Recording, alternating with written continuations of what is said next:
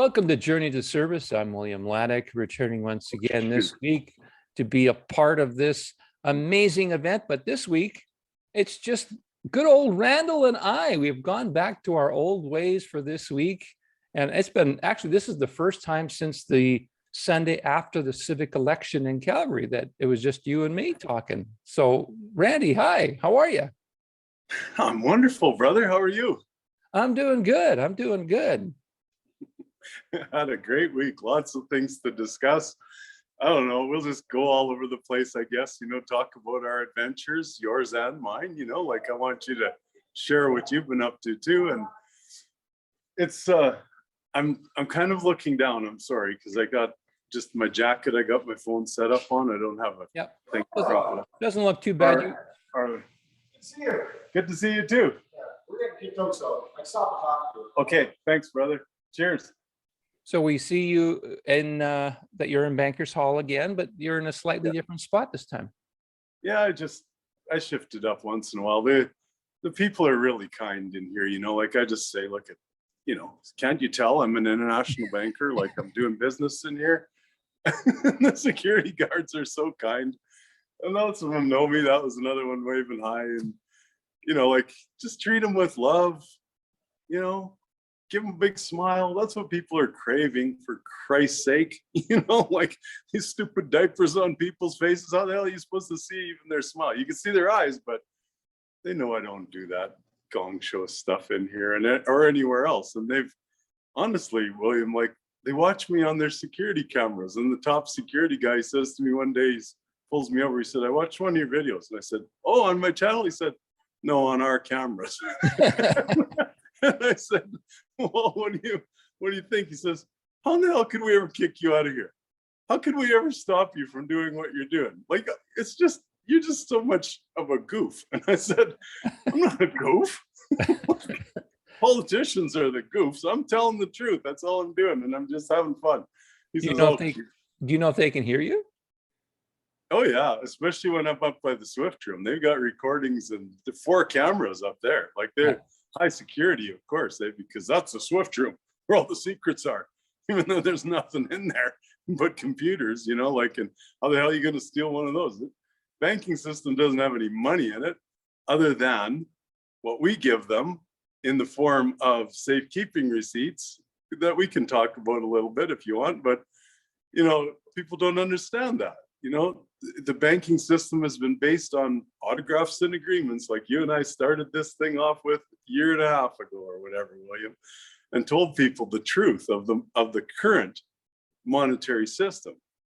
Okay, one that had a fractional reserve of safekeeping receipts, basically assays or measurements of gold and treasure, whatever, like silver, you name it, like all that precious stuff that us crows, I like to call us, because humans are just like crows. Oh, there's something shiny. There's something shiny. I want that. Hey, let's go and get that. And I want to mine it. I want it to be mine.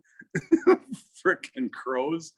So we've been doing that ever since we've been on this plane of existence. And how long is that? Nobody knows, because we've been bullshitted about history so much. So all of that is still here, believe it or not. It's hidden away. Most of it isn't even off ledger with SKRs in the banking system. It's just sitting under the ocean in pyramids and in caves and these tunnels that everybody brags about. Trump's blowing up these tunnels and everything. Well, don't blow up the ones with the gold in it, Trump. Or, if you want to measure it first, then blow it up so nobody can get it. And then claim it as yours. Go ahead, Trump. I don't give a shit. There's so much of it, like we can do that kind of stuff too. And they have. Okay, so that was kind of all over the place, but where we go on this show. Yeah. Well, I what makes you wonder, all of these, hidden passageways and underwater caves and all these things where the gold is. Tell us a little bit about how you came to discover that. Like you told us a little bit before, but I'd like to know a little bit more and why it was that you kind of, believed that was the case. What was the clincher for you that said, oh, this is real stuff? Well, that's a good story. And this will be a good show today. Will you just keep hammering me, brother? Because you know, it's about the book, okay? And we're going to pump the book today because people want to ask questions. Just buy the book. It's not very expensive, and we're not making any money off it. I think we sold a couple hundred volumes so far. Like, come on, you think that's even paying my freaking rent? And between the three of us sharing it, me, William, and Danusha, like, it's not about the money, guys. But if we want to, like, I've given a whole bunch of copies away, and I will if you really are desperate. But my God, you know, like, it's just a simple little book. You can buy all kinds of tinkery stuff and everything like that. Buy this book. It's a treasure. Danusha is like a brilliant writer, I narrated it, I blabbed like I do right here, you know, to her. And then she just wrote the book and William edited it. And it's that simple. And it's a really nice book. And you'll get energy from it because it's filled with love and it's filled with truth about this banking system and the gong show that we have. You know, like, we got this whole stories, that's all it is. And then we put value on the stories. The same with money, the same with gold. Who the hell says it's worth $1,200 an ounce? We do, or $1,800 now. Somebody said, oh my God, oh, we got to get into gold. Well, why would you get into gold? There's so fucking much of it on the earth that if they let out just a little bit more, the people who keep these secrets, then, oh geez, you know, it's getting up there too high. We don't want to make too many millionaires. We better drop the price. Let's just release a little bit more. Tell them we mined it or something, you know. Fucking stories. Excuse my language. I'm trying to be nice on Sunday, but you know, we're writing the book as we go. The next one, guys, that's another thing I want to say. Like, this story is unfolding for me and for the rest of us that are involved in it, that know what I'm talking about, or at least give us like 5 minutes of their attention and pay attention to what we're saying as far as the limitlessness of money, the limitlessness of gold, the limitlessness of silver, the limitlessness of treasure. It's all unlimited. The only limited is in the legal limited corporate looniverse. Get out of that and, you know, open up to some reality of abundance and unlimitedness, and you'll see what I saw. So back to your question. Thank you. I was going to ask it again if you weren't going to answer it. Please get me focused. Thank you. Ask it again. We were talking about the underground caves and the hidden places where some of this gold is stored in the Far East. And you obviously had to discover that for yourself at some point. How did you discover that? And what was the sort of deciding factor when you said, hey, this is for real? Well, and Far East is where I discovered it, but it's all over. Like, you know, where there's no limit to it anywhere on earth. And there's caves all over the earth, you know, like, what the hell do you think the Grand Canyon is if that wasn't a mine, you know? Like, there's caves there too. Like, all this government talk about Fort Knox and shit like that. Come on. Like, man alive, it drives me nuts. But then that's because I've seen and I know what's going on. So how did I see and know? I entered the picture with a man who held gold-backed certificates, okay? So SKR, safekeeping receipts, gold-backed certificates, kind of the same language. These only make it into the banking system if there's an assay being a physical measurement and third-party intervention to prove that there's a physical asset to back it, right? So these safekeeping receipts, these gold-backed certificates was my first, what the heck do you mean? Like, that's a lot of gold. Like, that's more than what, you know, Trumpy or anybody like that talks about, you know, like, I got to find out, you know? So I started digging in and I did a little research. It doesn't take much research. And I mean, even Trumpy blabs about it, and his fans, they'll say, oh, we got him. You know, the Vatican had this tunnel that went from the Vatican over to wherever, I can't remember where, but, and we got all that, 640 airplane loads, and we hauled that back here to America. Now we've got the control. Like, okay, that's one little cave. The one that I heard about, I've never seen them myself, don't get me wrong. I haven't physically seen them. I've been next to people that know where they are. I had a ring on my finger from one of them. at one point in my life, and I asked the family, this was in Indonesia, these were not in the banking system yet. Well, how much does that family of his have? And the friend of mine who spoke English, but not very much, only other guy in that meeting that spoke a little bit of English, except for me, and 4 royal families from Indonesia said, oh, my family, or his family's got about 600 ton, and it's just buried a little ways away from here. 600 ton. It's a pretty tiny little bit compared to what I'm dealing with now, but that's a lot, right? But a lot of that stuff is not even in the banking system off ledger. There's no SKR behind it. There's no gold-backed certificate behind it. It's just sitting there. And these people, a lot of them are religious enough that they know that it doesn't belong to them. They can't touch it. These people that I met, 4 families, some of them had, less teeth than me, like, I got a couple missing, but they were like, poor, scavenging people and afraid to touch that treasure because they knew it was God's treasure. It didn't belong to them. It belongs to humanity. They're amazing people.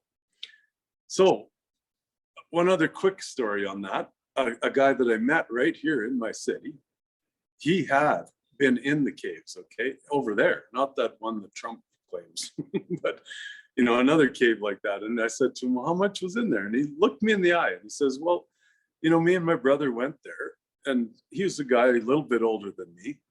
Why I wouldn't believe him, I don't know. I believe what he said. And he looked me in the eye and he says, well, takes me quite a while to smoke a cigarette, eh? And I said, well, I don't know, like, depends on how much you suck in, I guess, but whatever, like, 4 or 5 minutes, whatever. And he says, yeah, he says, just think of me walking down the tunnel. And he said, smoking 3 or 4 cigarettes. So, at least 2, 3 football fields long, right? And he said, pallet after pallet after pallet after pallet after pallet as I walked down this tunnel. And I said, yeah, I got you. Heard more stories about how they booby-trapped it, okay? The Germans and the Japanese and the Americans after the war, when they just stole it. That's what the wars were all about. Stealing gold and trying to steal land from people. It's not about terrorism. The terrorists are the CIA, like, that's pretty easy to figure out. But anyway, this, where was I? I don't need to drop into the looniverse. You were saying that you had talking to a friend, he saw pallet after pallet, you were in the cave. Yes. And you were checking it out, and he just said it kept on going and going and going. Right. So the next one after that little story was about the submarines that they sunk in places like the Marianas Trench, whatever, in the deepest parts of the ocean, measured it first, so that they could prove that it was theirs, and then sunk the damn thing, or, put it in, oh, that's what it was I was on to with the Germans and the Nazis. They had some pretty major technical equipment, and still do, bombs and stuff like that, and booby-trapped, So they put the gold in these caves, and then they booby-trapped them. It's like the, Raiders of the Lost Ark story, like, that's true too, okay? They booby-trapped these caves that are full of ancient treasure. So there's all kinds of ways and all kinds of places on Earth. It's not all gathered up like our darling Kim Gagoan. Oh my God, that girl, she lost her marbles this week. No, there's nobody else on Earth that's as benevolent as me. I run the world. Like, Kim, come on. I talked to her personally for 4 months, and I helped her to get into some of these trading tables and the federally regulated tables, which I still communicate with. She didn't say thank you. She said, you're a hillbilly. Get lost. Okay, Kimmy, whatever. I love you too, sweetheart. And you're cute. Like, I can see why lots of people follow you. Put on some more makeup there, darling. Sweetheart, I'll tell you that, Kim Gagoan. Okay, I'm stopping. What's the next question? Well, you said something interesting. I thought about it at the same time you mentioned it, which was the Raiders of the Lost Ark. And we had Hamid on last week, a mutual friend of ours, who talked about, some different things. And he's a big movie buff, I'd say. He likes watching his different entertainment. And I don't think he's ever talked about Raiders of the Lost Ark, but when you talked about that, it just made me think of the very original movie where, the Germans' faces were melting, and because there are all kinds of weird things going on when they found the treasure and so on and so forth. But I think the message that Hamid has shared with I think both you and I privately is that the movies are kind of, in a way, telling you something that's the truth, but it's done in such a way that you think it's fiction. And so you'd never believe it. Now, of course, they Hollywood it up so that it's, a little more entertaining, if you will, or makes it a little bit less believable as a real thing. But do you have any take on Hollywood and movies and things as sort of a hidden way of sort of showing us what really exists, but in the eyes of more like science fiction or fiction? I want to go back first, and then I'll come back to that, because I have to finish up why I really believe this. Okay. So, those stories that I told you about the treasure and stuff, that I believe. And then the other one is that my first ventures in this were on that gold-backed, asset-backed, treasure side. And then I got involved with the Common Law Pure Trust in the common law jurisdiction under Grantham Taylor Hughes. He's named in my book. I'll name him here. He is the trust lawyer for the families in the banking system, right? A lot of the royal families deal with that as well, but it's the banking families that really glommed onto that common law pure trust. And it's a very unique trust document. Like I love it, and I've had it for years. I'm managing director of the Abundant Ones Energy Foundation Common Law Pure Trust. There's some changes that have been happening lately to adjust to our current situation with Dynastic Order of Santa Maria. However, that still exists, and everything is still there.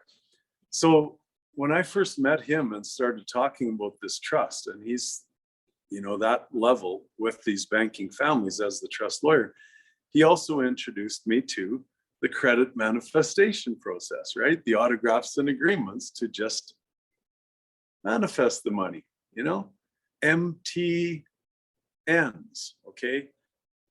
That's what they call them in the United States. It's MTNs, medium term notes. But think of that, empty notes, empty. There's nothing behind it but the autograph and agreement. The bonds in Canada and other parts of the world, Euro bonds, those are all based on the autograph and agreement. So he taught me that business, and I got involved in it and saw how it works, how these globalists, that build these towers and everything, manifest these credit lines. So when he knew that I also knew and was involved with some of these royal family members way back when, as far as these asset-backed SKR, gold-backed certificate accounts. Oh my God, that man treated me nicely. He treated me like royalty, because he knew that I wasn't going to stop on that side, even though I knew how now to manifest the money with the autographs and agreements too.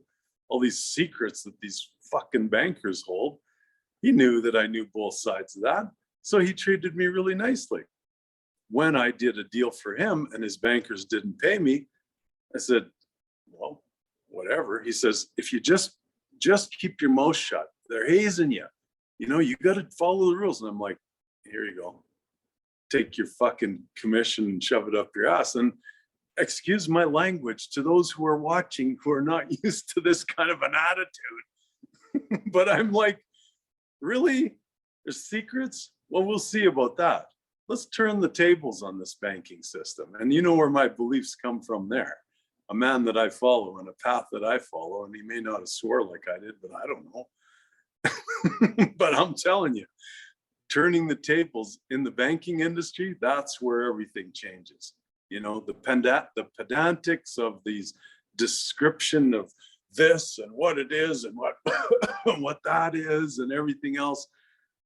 all of that can be solved when we get this monetary system on track, this whole complete, utter illusion of debt, and get that truth of abundance and the truth that every human being, every man, woman, and child on earth deserves their comfort because there is no lack, and that projects that are beneficial to all, that do no harm, need to go forward. No more suppression, no more games with the oil and gas industry, no more games with, technology.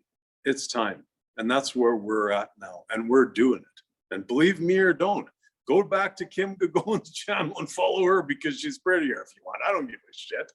But honest to God, this is happening. And it's not me. I'm co-creating with dozens of people that know this banking system inside and out, people that are sick of watching this, other government looniverse gong show continue with these things on people's faces. Just bloody well pathetic that they're falling for that. But it's all programming, and it's all because people don't listen to secrets or no secrets that I'm exposing, that I'm telling you.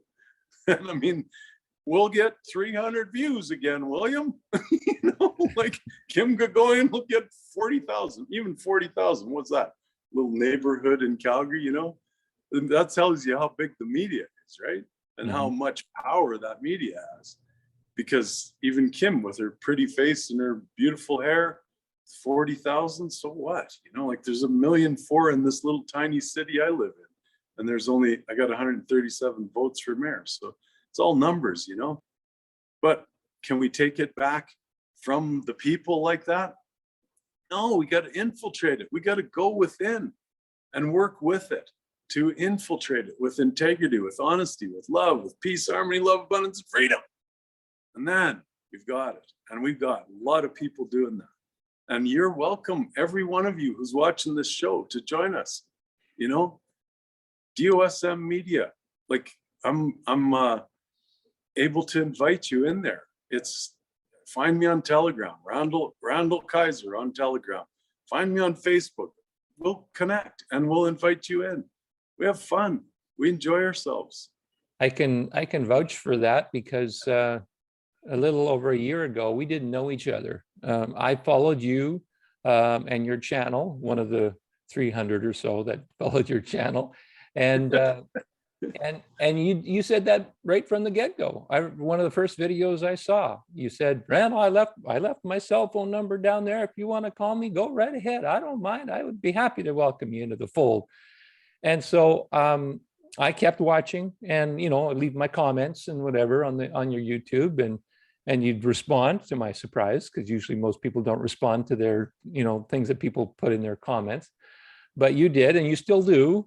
And I mean, you still can. I mean, the size of your audience is still not super huge, like you say. But the thing that I wanted to say is that I was a little hesitant. Like I said, I don't know what I'd be getting myself into. Is this guy completely sane, or is he just Because you don't talk the same talk most people talk, and that's because most people are in that routine, that cycle, that indoctrination that we've all been exposed to as we were growing up. But I reached out. One day I grabbed my cell phone and I texted you, and then you said, give me a call or whatever. So I called you. Before I knew it, I was on a show. Before I knew it, I was doing your videos, like your editing and stuff like that. And it just kind of expanded from there. But it's been a heck of a fun ride, to be honest with you. And it feels like it's only just starting. It's like we've done chapter 1. We've got a whole bunch more chapters to do. We don't even know how many chapters are going to be, but it's been a heck of a lot of fun to this point. I'll tell you that much. I'm glad you say that, William. And I mean, that's what it's about. Like, once you realize that this life that we live is actually a game, like, it's a tragedy at times, don't get me wrong, and it's a drama at times, but it's a game. And how do you play a game? Do you want to play it with seriousness and hardly breathe even sometimes because you're so busy trying to figure everything out, all the details or anything and everything? Or do you want to enjoy yourself and love yourself and love what you've discovered and share it? you know? Oh, I got an NDA, they say. Fuck, like non-disclosure agreement. That sounds like a legal jurisdiction term to me, but like whatever. You want to play in the legal jurisdiction, you're free to play there, wherever you play. And don't say never, okay? I do my best to only encourage other people like Kim. I'll make fun of what she's doing, yes. But you believe in her, you want her dreams to come true, you stick with her, because that's how it works. You stick with your story, whatever your story is, and just love it and unconditionally. Well, I think that the additional message that I'm hearing there that you haven't quite said, or at least the way that I'm interpreting it, is that you follow your heart. You listen to your heart, whatever your heart tells you, and if this feels right, follow us. If it doesn't feel right, well, thanks for visiting, and you move on to the next thing, whatever, until, life is an adventure if you want it to be an adventure. And I think, in some ways we've lost that. We've lost that drive for newness, to check new things out, to discover what we haven't discovered before. And I think that, like we've heard the term awakening a lot in the last little while, and people are waking up to new discoveries, and also learning that a lot of the things that they've been told and brought up may not be exactly 100% accurate, or the truth for that matter. So are you seeing, like, obviously you got a lot of things going on with the dynastic order of Saint Miriam, I want to get that right, but in the process of that, there's people getting connected to that, there's projects going on. I'm going to go back to a question I wanted to ask you earlier, which is, when did you get that connection? And you may have already answered this question in previous shows, but I'm going to ask it again. When was it you said, I'm going to do something for humanity, I want to do something for the world, I want to give to the world? Was there a moment in time when that happened for you, or was it over a series of events? Or can you explain a little bit more on that, and how you came to that feeling? Yeah, definitely. There was a moment. And I mean, I've always had thoughts of doing something that was good for people, rather than enhancing chemicals in the products that I produced and stuff like that. But it goes back to that trip to Manila, William. The first time I dropped into Manila, Philippines, and, didn't know what to expect at that point. I still had more of a capitalist, conscientious capitalist, I'll call it, mindset at that point. But it was, got up in the morning, landed there at night, and it was dark. So then I got up in the morning and I walked out onto the street, and on the street, this little girl got up off the concrete, off of a piece of cardboard that she spent the night on, right? She slept there. And I sat down beside her and wept. And I said to myself, okay, capitalist, conscientious capitalist, whatever, there's got to be something here.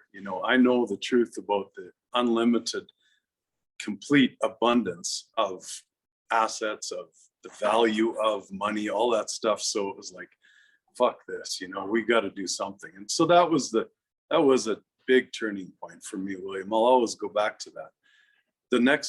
Quickly, to add to that, there was a second little girl, right? And she was walking along the street with an umbrella, trying to hand it to me. And I said to her, what do I look like? I'm made out of sugar? It's not raining that much. She kind of dropped her lip, And I said, but I like your attitude. Like, here's the difference between charity and, supporting, like the old adage, teach a man to fish or give him a fish, right? So that first little girl, it was charity. That's all I had in my mind, and tears and suffering and sympathy and all those things, right? Second little girl, it was like, okay, this is cool. She's doing her best to try and make a buck here. So I said to her, I don't need the umbrella, but I like your business. So would you mind if I just gave you a what do we call it? It's a non-recourse loan. That's the banking terms, right? for basically a gift. That's what Donald Trump gets. Non-recourse loans from the bank. Believe me, folks, all you Trump guys think that I hate Trump. Come on, ask Donald if he gets non-recourse loans. Please ask him to his face.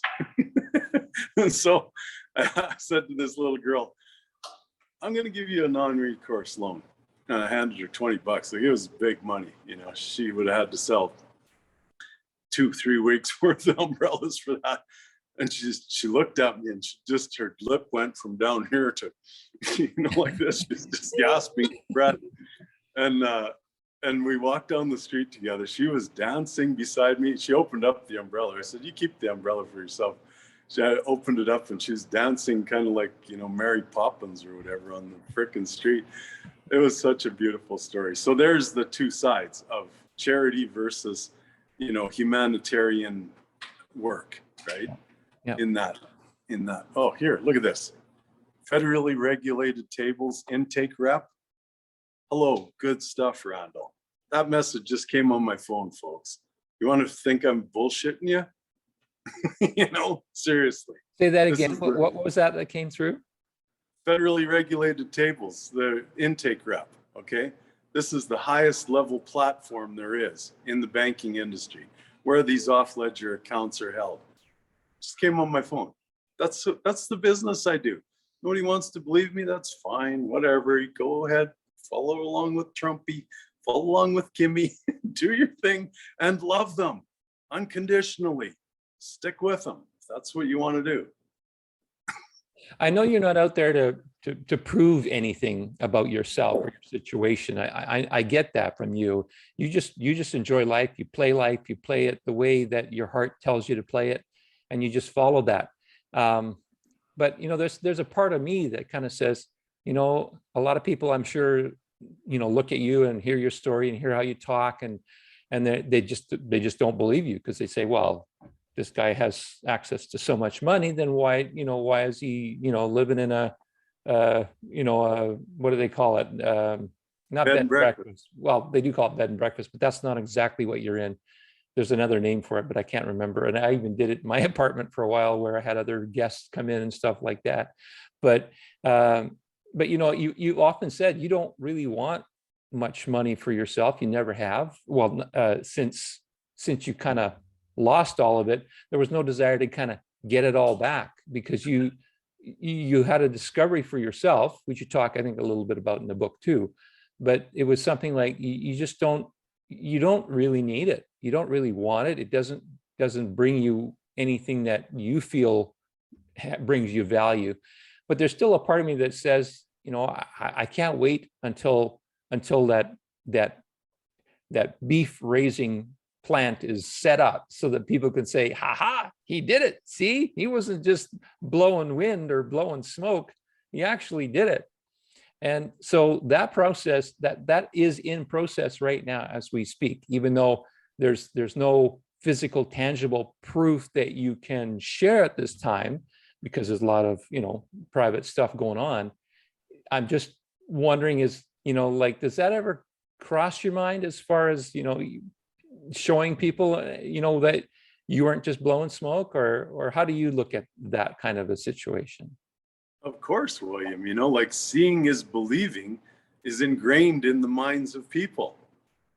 Believing and then seeing is not. You know, it's the other way around. I believe and then I see. Am I already managing these large accounts? Yes.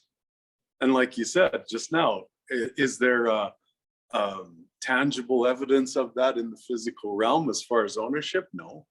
But am I managing those accounts? Am I moving them to the banks right over here? Am I? Yes. Am I presenting documents to the highest level that you can reach in Bank of Montreal? Yes.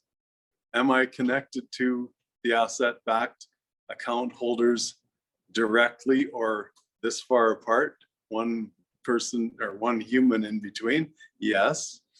So as far as ownership, like, I'm a single guy. Like, I live on my own. What the hell do I want a bunch of shit for? Like, you know, as long as I got a pair of jeans, clean pair of jeans, nice tie once in a while, and new hat, I'm good to go. And go is the key word, because management takes going. It doesn't take sitting, enjoying. Do I want a holiday? Yeah, everybody wants to. Will I get that when our first physical transactions happen? Yeah, take a little time off, but I doubt if I'll ever leave my phone alone, because by God, there's too much stuff going on that I can't stop now. Like, it's just too deep. But I you was don't- thinking Go ahead. before we end it today, I wanted to spin a little bit in, because Lee shared a document with me this morning, and if we can post that below the YouTube video, I would love it, brother. That Beauchamp versus Pasteur. Okay, so what do we do in our spare time, me and William? We research. Okay, we look at things and we open our mind to other things that are going on in the world. And you know, I spoke yesterday at a rally about this ridiculous pharmaceuticalism that's going on, okay? And that's the word I use for it, because it doesn't seem to get me banned from YouTube, which if I use those other words will. So this pharmaceuticalism, the war on your mind in the pharmacy, you know, to get this, or to, you know, protect yourself with this, or protect others with this, ridiculous bullshit. You know, it came down to a pedantic argument, okay, right off the get-go, with the alternative media versus the mainstream media, who's trying to say all this stuff based on germ theory, okay, not germ facts, germ theory. It's science, and it's Pasteur who was the beginning of that, right?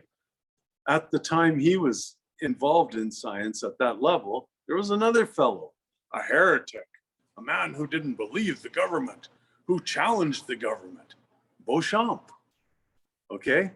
Terrain theory, which talks about the fact that our bodies expel the poisons that we inject and ingest into ourselves. Inject, I mean, you know that word? Into ourselves, and breathe in. You know, it's always happening. We're constantly, you know, exposed to that in our food supply, in our water, in our air. So the terrain theory says that that's why you cough. That's why your nose runs. That's why you know, flu comes out the back end of you. That's why, you know, the other things happen. And we call those colds and flus, because that's the germ theory, right? It's not. I don't believe that for a second. I think it's time to turn Pasteur and his pharmaceuticalism cronies out to pasture and bring in the champion Beauchamp. Let's There. pasteurize. Let's pasteurize the Pasteur people. Bring Yeah, the cream back in. I'm very much in alignment with you on that. My dad's been into health foods and health and health research. His pretty much a good chunk of his adult life, most of it, and he's still around and doing really well. And the thing is that, you know, like our family is very grateful now. We maybe weren't at times along the way, but we are grateful now for the research and the things that he's done. And it's never been about supporting pharmaceuticalism either, by the way. And it's a hard word to say. But yeah, it's like your body has its own defenses: sweating, coughing, breathing, exhaling, pooping, peeing, although maybe not so much peeing based on some of the research that you've been sharing with us about that. So that's a whole different animal. But it really is like our bodies are incredible. We just don't realize it. We just don't realize it. Not only our bodies, but our minds are amazing, because we can create so much, yet we don't believe we can. And we've allowed ourselves to become independent, interdependent. Not to say that we have to do everything ourselves. That's not really the point I'm trying to make. But, you know, it's a collaboration rather than a dependency. And I think that's, you know, really a key part too. And I'm going to throw in something too, because you mentioned at the beginning, you know, we wanted to update everyone on both of our lives and what's going on. And I had kind of a fun, weird, unique, different kind of interview with Hamid yesterday on his channel, on the Rumble channel. And it was really focused on play, all about play, even though it was done kind of in a semi-serious nature, but then we threw in some weird things that kind of seemed like it didn't fit at all, which made it kind of a very strange video. But at the same time, it's fun too, because I've started to get reconnected with doing improv, but improv using Zoom, and the fun of just making stuff up, and all of that. So, that's another element that I think we've lost too. We've got into that sort of, let's just work all the time. And I'm very guilty of that. I do that a lot myself. And it's time to allow yourself room to play, room to dance, which is also something that we've seen in the last few days within our own little circle, because I think a lot of us know what's coming, and it's very positive. It's very uplifting. It's very exciting. Randall, can you give us an update a little bit more on the DOSM side of things?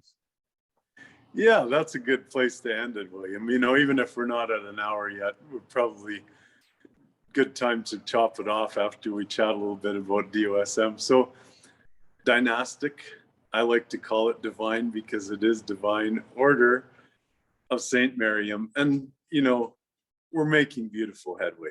And the simplicity of it is what pisses people off. They always want something complex, like, my God. The simplicity of DOSM is the story of Jesus Christ and Mary, okay? The New Testament, because we need a New Testament, right? Like the old one just so focused in patriarchal bullshit. And don't get me wrong, there's not bullshit in Jesus Christ. He's the pattern man. He's amazing, spiritual teacher. And it was like my hero, of course. But what about Mary? Come on. What about their kids that they had? What about the truth of natural mother and father, the truth of animals, the truth of nature, the truth of the divine processes of remedies and natural healing that Jesus Christ taught us, Like, what about that?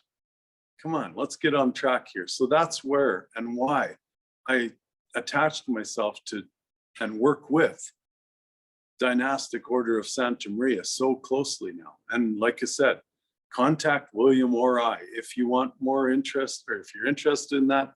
We have a private Telegram group. It's private because we're not looking for people to share stories about Trump on the Telegram group, okay? We're looking to expose things to you guys, to enjoy ourselves, to talk about our progress. This week we interviewed, if you want to call it that, and there's not really any interviewing involved. When people come to DOSM, they already have a purpose. It's just divine to watch and to expand on. And we were looking for someone to step up as the Minister of Health. Oh my God, this guy's just amazing. And we brought him in this week. And I mean, what a man. Like, he's just super. Okay. I won't get into a bunch of prepositional phrases here and adjectives, but like, what a guy, like his name is Dr. Benson, and he's joined us, and we're adding ambassadors all over the world. We've got Benjamin Mensis joined our group from Ghana. Daniel O'Coin is going to be the ambassador for Togo. We have an ambassador for Jamaica. We have Australian ambassador. Like, it's just, and it's blowing up. Like, we have people that are coming, and I say to them, well, if you don't want to be an ambassador, what do you creatively want to give? A friend of mine in South Africa said, well, environmental conservation, like the animals, and that's what he does for a living, is animal conservation. So we'll plug it in. I don't know if it'll be a ministry, but it's definitely a role that we need. So creativity and, just offering what you can do for your kingdom, as we call it, instead of what can the kingdom do for you or for me, whatever, like it's a beautiful order that has a very basic, standing point, And that is that foundation of Jesus Christ, Mary, and children, right? And the aristocratic side of that is that the princess is actually been, had the necessary means to trace her ancestry right back to Sarah. I don't have the means to do that, but there was a hell of a lot less people here in those days than there is now. So how many of us are directly, bloodline related as well? We don't know, but they have that capability. She's one of the wealthiest women on earth. She's the lead in our dynastic order of Saint Miriam with her beloved, who is, basically given the world by the Orthodox Church, the Christian Orthodox Church in Europe. It's just a beautiful story, and it's all about unconditional love. It's just super. Now, I'm wondering, is there any need? Is there something that you do need within DOSM that you currently don't have that you'd love to have?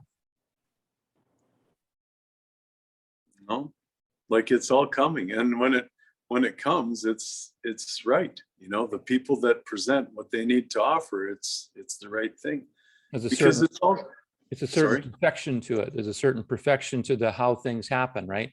So if someone feels like there's something that they really want to contribute to the world or to a certain element within the world that they want to see that maybe isn't really being addressed right now, then maybe they want to do that. Like maybe there's going to be a section on working with inventors, for example, and people who want to invent things and giving them the means to use the tools that they need to make the new discoveries that they want to make. Although apparently there's a lot of already hidden and what do you call it when you suppress? That's the word, suppressed technologies that we hear may be coming in the fore in the very, very near future. But that's just one example. I'm just throwing that out there. You mentioned, the conservationists, and there's all kinds of cool things. So if there's something in your heart as you're watching this that you feel called toward that's not really being addressed the way you'd like to see addressed, by all means, reach out.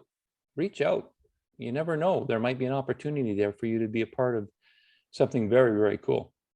And what we don't want to encourage is people looking for funds for their project, because it's going to come from within you. Money is my own net energy yield.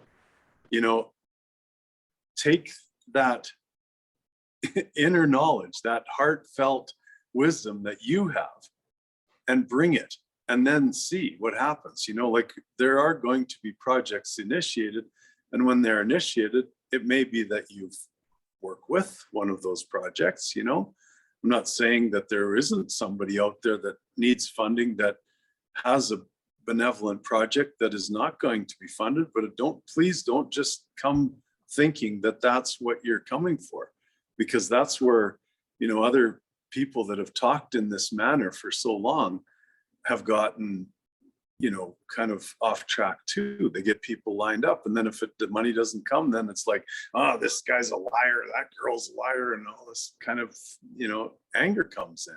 Yeah. So we're not saying line up for your money, we're saying show us what you got. Very good. Public and Banking Debt is Just an Illusion. Name of the book. You dictated it. Danusia Kazmarek wrote it. I proofed it. It's available on Amazon. We'll leave the information down below for people who want to check that out. We'll also leave information about the germ theory debate, if you will, you want to call it that you got information from and from Lee. And speaking of our other co-hosts, they are away right now, but doesn't mean they're permanently gone or anything. I know that Lee's just been busy with GPMS related activities in the last few weeks, and also Cody. I mean, he's been almost there a few times, but he's working on some really cool stuff too, and he's eager to share something when it becomes available to share, but right now he can't, so we just have to sit and wait for a while. But I think he's got some good news happening here too, so I'm looking forward to having those guys back next week and seeing what kinds of things have been going on in their lives.